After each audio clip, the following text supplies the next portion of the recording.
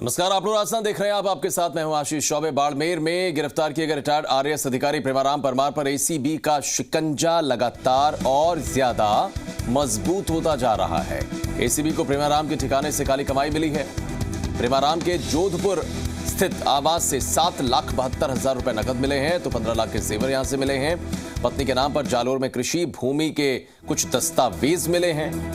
इतना ही नहीं, कुछ शेयर के बारे में भी जानकारी हुई है। तो एक रिश्तेदार के नाम पर 65 लाख के फ्लैट के कागजात, जबकि 30 लाख का अन्य सामान मिला है। आरोपी प्रेमाराम के घर से एसीबी को महंगी शराब मिली है और इसके बाद आबकारी एक्ट में भी केस दर्ज कर दिया गया है।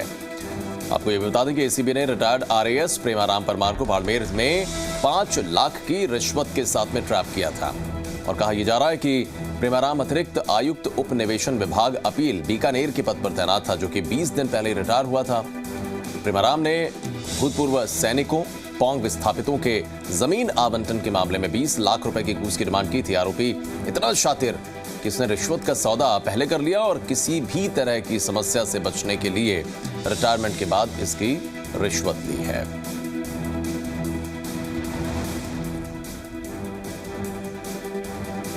तो प्रेमाराम परमार आरएएस, जिसके काले धन पर एसीबी का शिकंजा और ज्यादा मजबूत होता हुआ नजर आता है। आशुतोष, जी मीडिया संवाददाता हमारे साथ इस वक्त बातचीत के लिए जुड़ गए हैं। आशुतोष, क्या कुछ और आपको जानकारी अभी मिल पाई, क्योंकि लगातार तो खंगाला जा रहा है जो काला धन है, क्या जो डिटेल अभी हम लोग दिखा भी रहे हैं या बता रहे हैं, उसके अलावा भी कुछ जानकारियां और स्पष्ट हो पाई अभी तक? देखिए, जो इसमें भूमिका है सबसे बड़ी, जो नज़ीर खान है जो कि दलाल है इस रिटायर्ड आरएएस का, उसकी बहुत बड़ी भूमिका है। और इस पूरे रैकेट के अंदर तक सिस्टम के अंदर जो कॉलोनाइजेशन डिपार्टमेंट है, उपनिवेशन विभाग है बीकानेर के अंदर, ये एक बहुत बड़ा एक मकर जाल है पूरे रिश्वत का। दरअसल बहुत चक्कर लगाने पड़ते हैं विस्थापितों को अपनी ज़मीन आवंटित करने के लिए, और उसके लिए ही नज़ीर खान ने वहाँ पे एक रैकेट बनाया हुआ है कि आप उसके मार्फत वहाँ से ज़मीन लेंगे, और अगर उसके मार्फत आप ज़मीन नहीं लेते हैं तो आपकी ज़मीन इस तरह की आवंटित की जाएगी, या तो वो बंजर ज़मीन होगी या उसके बहुत ज़्यादा पैसे आपको नहीं मिलेंगे। और फिर ये करता ये था कि ये या तो खुद उस ज़मीन को रख लेता था या अपने किसी अन्य जो जानकार व्यक्ति होता था उसके नाम करके उसको महंगे दामों पर उसको बेचता था। तो ये अपने आप में बहुत बड़ा रैकेट था जिसको एसीबी की तरफ से क्रैक किया गया है। इंटेलिजेंस कलेक्शन के आधार पर तकरीबन 1 महीने तक इसको रडार पर रखा गया एसीबी की तरफ से, और आज जाके इस कार्रवाई को अंजाम दिया गया है। तो इसके अभी तक जो 3 ठिकाने निकल के सामने आए हैं, बाड़मेर में इसका आवास है, जोधपुर में इसका आवास है, इसके अलावा जयपुर के अंदर जयपुर में जो सर्च की गई है उसमें 8 लाख रुपए की जो नकदी है वो बरामद हुई है। जोधपुर की बात करें तो तकरीबन 65 लाख का जो फ्लैट है इसके साले के नाम वो बरामद हुआ है, महंगी शराब बरामद हुई है। इसके अलावा 15 लाख की जो कीमत आकी जा रही है उसके जो आभूषण है वो बरामद हुए हैं, और 7,72,000 के आसपास का जो कैश है वो बरामद हुआ है। लेकिन इन सब के बीच में जितनी बड़ी ये कार्रवाई है उससे बड़ी एक ये बानगी है कि कैसे सरकारी सिस्टम के अंदर दीमक की तरह इस तरह के जो अधिकारी हैं, और आप समझिए कि महज 20 दिन हुए हैं रिटायरमेंट के, और रिटायरमेंट के बाद भी उसका इतना दखल उस डिपार्टमेंट के अंदर कि वो घूस की राशि ले रहा था। दरअसल उसने प्लानिंग ये की थी कि वो अगर रिटायरमेंट के बाद में अगर इस राशि को लेता है तो संभवतः बच जाएगा। लेकिन जैसा सुबह हमने कहा था जब हम चर्चा कर रहे थे कि एसीबी की रडार पर वो सभी घूसखोर हैं जो रिटायरमेंट से पहले यानी कि सेवा के दौरान भी घूस ले रहे हैं या सेवा के बाद भी ले रहे हैं, तो वो सभी एसीबी के रडार पर हैं। और 1 महीने तक रडार पर रखने के बाद ये जब दिवाली पे अपने घर गया बाड़मेर, तो उसने सोचा था कि बड़े आसानी के साथ में इसका जो दलाल है नज़ीर खान, जिसकी गिरफ्तारी हुई है, वो पकड़ में नहीं आएगा और किसी भी तरीके का कोई संदेह नहीं होगा। लेकिन ये पकड़ा गया 5 लाख की घूस लेते हुए। 20 लाख की डिमांड थी, लेकिन उसकी जो शुरुआती किस्त होती है वो पहुंची थी।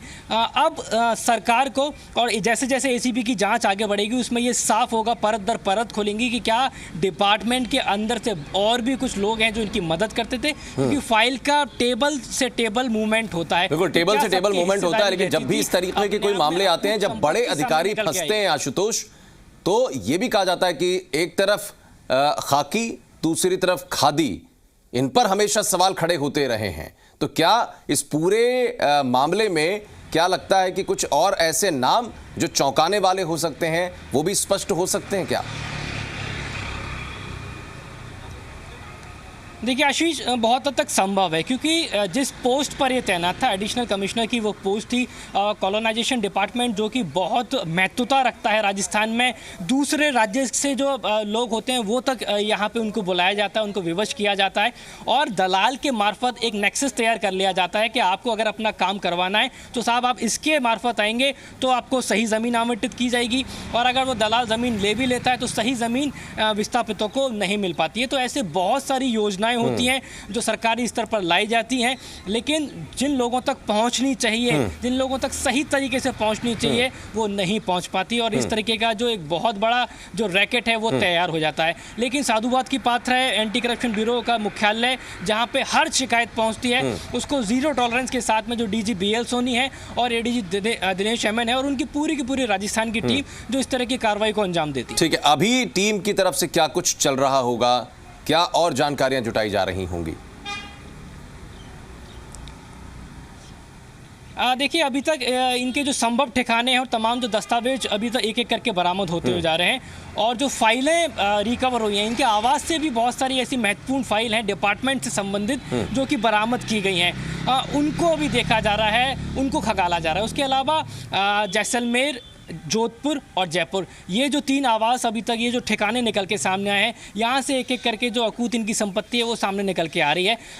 बैंक के लॉकर्स, इन्वेस्टमेंट की प्लानिंग, इन्वेस्टमेंट के दस्तावेज, ये तमाम चीजें हैं जो बरामद हुई हैं। और अक्सर ये कहा जाता है आशुतोष, अक्सर ये बात कही जाती है कि नेता तो चुनकर पहुंचते हैं संवैधानिक पदों पर, लेकिन कहीं ना कहीं जो नौकरशाह हैं वही सरकारों को, वही विभागों को अपने स्तर पर चलाया करते हैं, क्योंकि जो जानकारी मंत्री जी तक पहुंचती है वो कहीं ना कहीं नौकरशाहों के जरिए ही पहुंचती है। इसलिए पूरे मकड़जाल में सबसे ज्यादा संदिग्ध भूमिका इन्हीं लोगों की हो जाती है। और इसमें हमने देखा है कि कई बार नौकरशाही में सफाई की कोशिशें भी विभागीय स्तर पर लगातार की जाती रही हैं। तो एसीबी ने कम से कम ये बात चिताने की कोशिश तो की है कि आप देखिए कहां कहां खामियां और कमियां हैं, और देखिए कि कैसे और ज्यादा आपको ऑपरेशन क्लीन चलाना पड़ेगा सरकारी विभागों के भीतर। बने रहिए आशुतोष, और भी चर्चा आपसे करेंगे एक अन्य